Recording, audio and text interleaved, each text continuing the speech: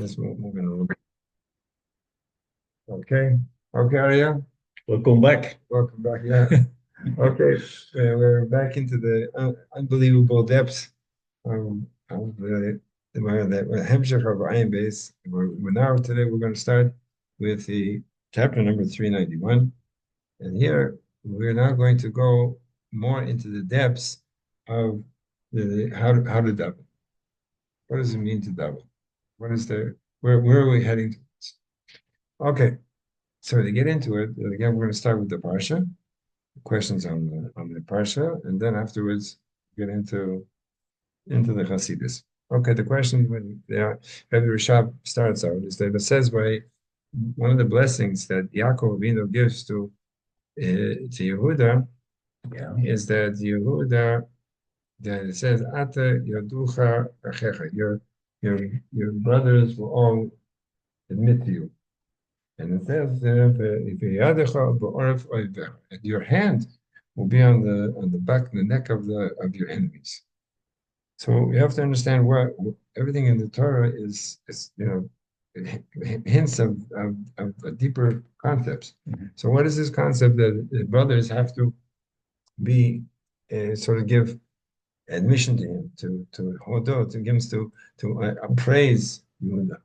What is it that Yudah has that the other brothers, so to speak, they need to appreciate, they need to be given over. So that's what we have to understand. Also, what is the concept that Yehuda has the power that his hand is on the neck of the back neck of the enemy? What is that? What does that concept mean? And also, we know uh, that the that everything in the Torah is exact. So therefore, these concepts have to also know why do these two concepts run together? What do the brothers have to do with admitting to Yehuda? Why do they run together, these concepts? Right? As we'll see in a deeper way, right? Each one has a connection with the other one. Also, it says that in the Medrash Rabbah says that what does it mean that all your brothers will admit to you? It means that every or the Jew that throughout the generations, the Jews will express themselves using the word Yehuda. Right? Yehudi is Yehudi. The person doesn't say I'm a Shimoni or I'm a Ruveni. I'm a Yehudi. Okay, so that we see again, we have to understand what is the depth of this. What is in Yehuda that he sort of is the concept of being a Jew. Okay, so now to get into this, we're going back to this concept we dealt with last time, which is the concept of the kingship, Malchus. Right, and this is based on the pasuk that we explained, the Shlomi Amuni Israel, that the perfection of Malchus is specifically through the connection of the Jewish people with Hashem. And this is where we know that in the higher worlds is a concept of the Jewish people as there's a concept in the lower worlds. And when the two of them are connected, so then there's a connection between above and below. As we said before, that the concept of speech is the concept of the kingship, that the speech it makes a person have a connection with the world, because without speech, a person is not connected with the world. Even is limited in what he can accomplish generally, and specifically in Torah mitzvahs is so to speak not focused in the right place yet. Has to have the power of speech. Okay, so now, so as we say like this, that just like there's a person in the physical world, and the person in the physical world has a 10 in concepts of what the spheres, the concepts in his characteristics, the 10 different kinds. So too in the higher worlds, it's the 10 spheres. Okay, so that's why the person is called Adam. Okay, as we say in the higher worlds, since the higher worlds, these 10 spheres are receiving. So, but since they're receiving, so the fact that they're receiving, so then they cannot sort of change over to transmit. It's one of the rules, and it's in Jewish law. That something is in the process of absorbing, it can't give out. It's part of the halachos of the rules of salting meat. The meat is being salted, and the blood is being given out because of the salt.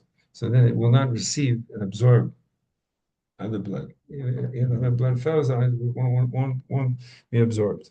So too, this is the concept of that when something is receiving, so then it can't transmit. Even as we see it as a person has also limitations. If a person is completely absorbing what is being said, so then he cannot be busy explaining it to himself or explaining to somebody else. Because at that moment, he's not there. You know? The person who wants to absorb what is being said has to sort of learn, has to be able to concentrate on just what's being said and not deal with the information that all same moment. Because if you're dealing with the information at the same moment that the person is listening, so then he's not completely absorbing. He's partially absorbing, but not completely. So since in the higher worlds are receiving from the Creator, so therefore they're completely being part of what's being given over. So therefore, there's not a possibility to give to the lower worlds. So therefore, there has to be this concept of the Malchus. But the Malchus is the power to be able to cause something to be revealed. Okay. So now, so too, the concept of Malchus is the power to be able to cause something to be revealed. So too, and every sphere that's in the world of Atzilus has also its power of Malchus. In other words, the sphere themselves would not be able to be revealed even in the world of Atzilus unless there's a power to bring it out. And that's what's called that in every sphere there is a Malchus of that sphere. That there's like just like an example that every person has to have the power of speech, right? To be able to express himself. So too, every power in the higher worlds has its power to be make a revelation, even the world with seals. Okay, and therefore the the perfection of all the revelations of world with seals is specifically through the sphere of Malchus, and the Malchus itself is built up of all the Malchus of the previous spheres. Okay, so that's where we're heading now into to understand more depths of what davening is all about. Okay, so to get into this, we're now going back to explain when we began, what was said by the Magid message. The Magid message spoke about two halves of the chatzot, of the trumpets, that they have to come together. So too, that to be able to go on to explain this. So another part what he said is that on the key that it says in Kabbalah, it says in the Navi, that on the chariot above, there is the face, there is the image of a person. Okay? And therefore, he explains what is this person above. So a person in Hebrew is Aleph Dalet Mem. The letters Aleph Dalet Mem. The Dalet and the Mem go on what's called the word of Dibur, speech, and Malchus. So therefore, when you take the Dal and the Mem, and you put it together with the Aleph, which is the Kodesh Baruch Hu, so then you have person. Okay? So they go together. So now we're going to see how this applies to us. Now, this is a concept that's going on in the higher worlds, but it also applies to the person. We'll see as in our davening, we're going to have to connect the Daled Mem, which is the Dam, which is the animal soul, with the Aleph, the Nefesh Elokis. We have to be connected together, and that's what we're going to be doing during the davening, to be able to bring this connection into revelation. Okay, and that's what he says, and the Dam of the person is the animal soul, and the Aleph is the Nefesh Elokis. And when the Elokus, the revelation of godliness, is shining through, so then the person and the Elokus come together, and that's what's called a person. Okay? And therefore, generally the concept of Aleph Adam is the Nefesh Elokis, Nefesh B'Amis. We go in specifically that the why do we call the animal soul, why do we call it blood? Because the animal soul, which is it's a soul, which it brings life force into the body, is connected through the blood. How is the connection to the blood? So the blood connection is through what's called the lowest of the highest, connects with the highest of the lowest. The highest power, the lowest power of the Nefesh is the power of heat, warmth. The highest power, or the most non-physical part of the person is in the blood, is the vapors of the blood. And so therefore that's the place where the Nefesh Elokis is connected with the Nefesh Bahamis. Through the vapors, so the heat of Nefesh Elokis comes into the vapors of the blood, and the blood, therefore, that transmits energy into the blood, and that's where it's connected. And that's the reason why the Torah tells us to be careful not to eat or drink blood, because that's where the nefesh is. That's the place where it's connected in. Okay, and therefore, what's the connection? Why is the nefesh Elokis? Why is it represented by the letter Aleph? So there we say that there's a few reasons. First is we have, you know, that this, as the nefesh Elokis comes into the world, it goes to different places where it becomes revealed. Because the nefesh Elokis, the source is part of is a part chelik of the Eibush, chelik Elokam mamash. As as uh, as it comes down into the world, so it comes to the world of Atzilus. And the world of Atzilus, the place where it's revealed is what's called the characteristics of the world of Atzilus. And then the characteristics of the world of Atzilus, there is a revelation of Hashem, the name of Hashem. And the name of Hashem that's revealed there is called Shem Ma. Okay, so to go right now is not really the place to explain it, but the Shem Ma is based on the letter Aleph. Okay, this is what's called the Miluim. When you write the name of Hashem, Yud write it out into the way that it's spoken. So then you have to fill out the letters with adding in an aleph. So that's where the aleph comes to represent the Nefesh Elokis, was sort of comes into revelation through the midas of the world of Atzilus, which have to do with the letter Aleph, which is revelation of the part of the name of Hashem, which is called Shem Ma. Okay, but that was another time we had to go into it, or maybe write it out with so exactly how it works. Okay, we need it. Okay, so now that's where that we know that the Nefesh Elokis is represented by the letter Aleph. In the Zohar it says that the neshama stands in front of the Eibishter, right? And again, the place we're standing in front of the Eibishter is the letter is the world of the characteristics of the world of Atzilus, and that's the reason why it's called Aleph, because again it's mentioned in the Zohar that that's the place where the neshama is coming from.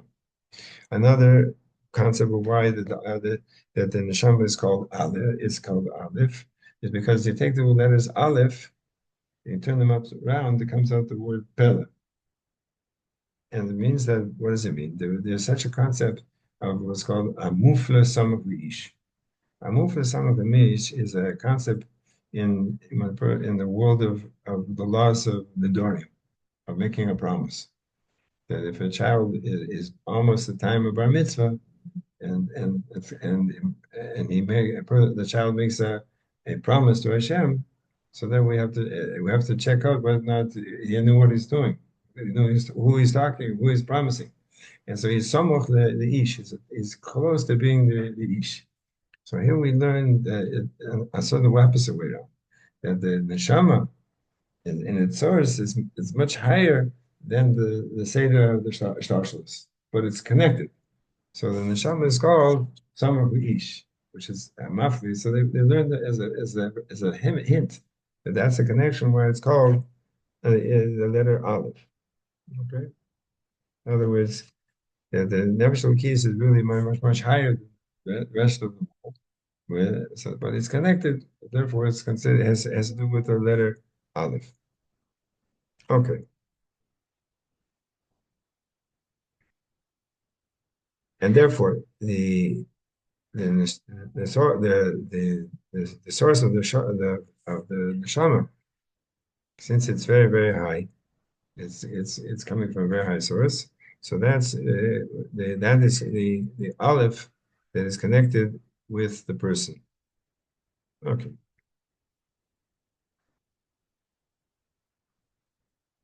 Okay.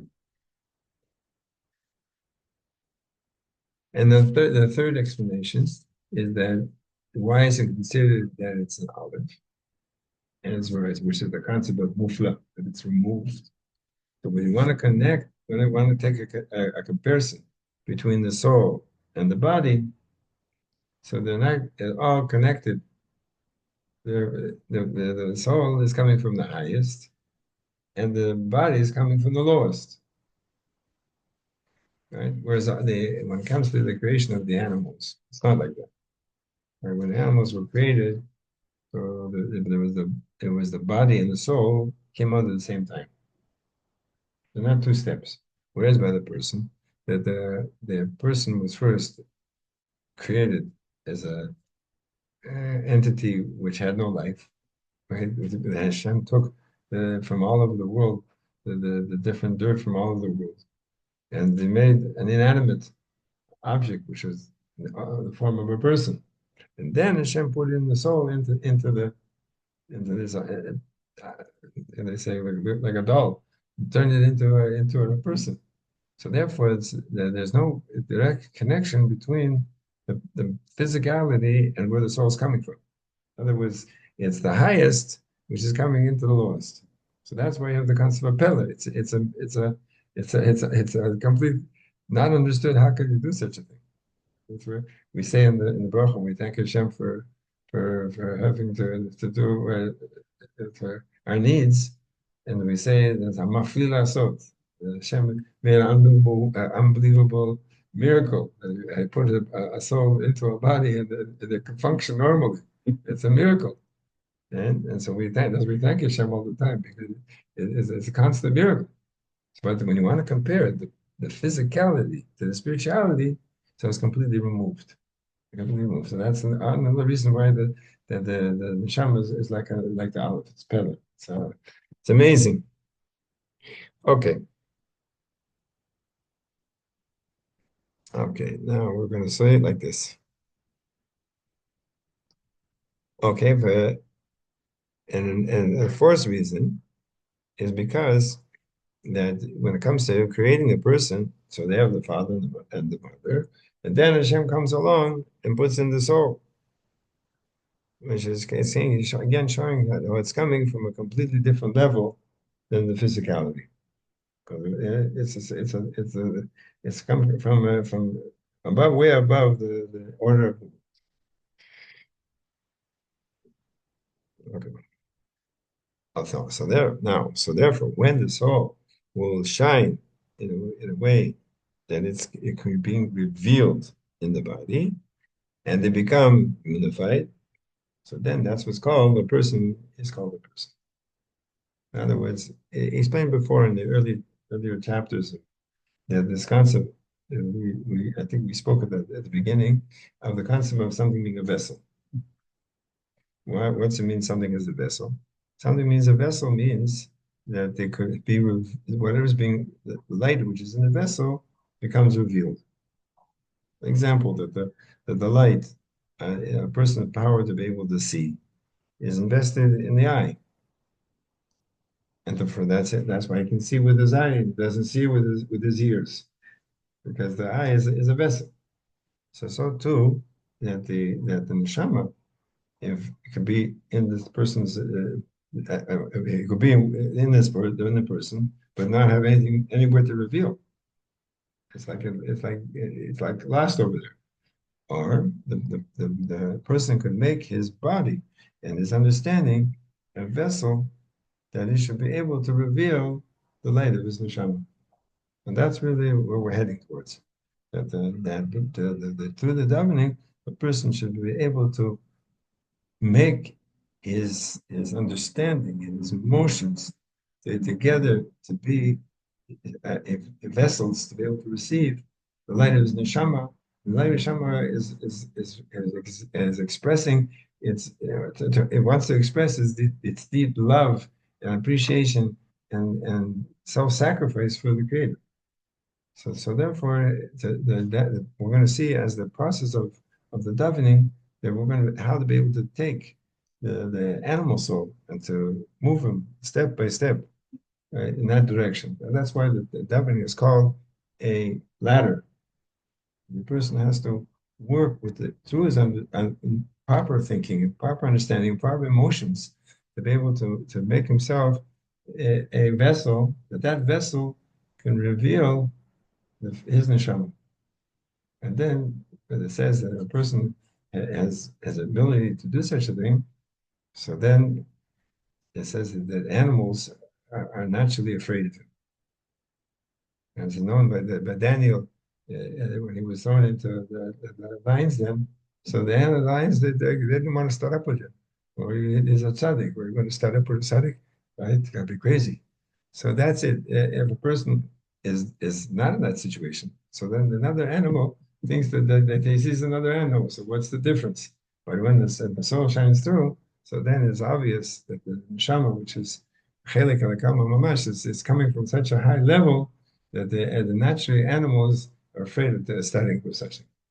And with that, I think that's a good place to make as I say, a moment to think about that. And Bezat Hashem, Hashem will continue. And we see that already the whole world sees how that every Jew is one of the children of the Creator. And the whole world not only will be afraid to start up with a Jew, but they will run to try and find out what they can do to help out. And that should be taken from Yom Chi Adonenu, Reinu, Benu, Melech,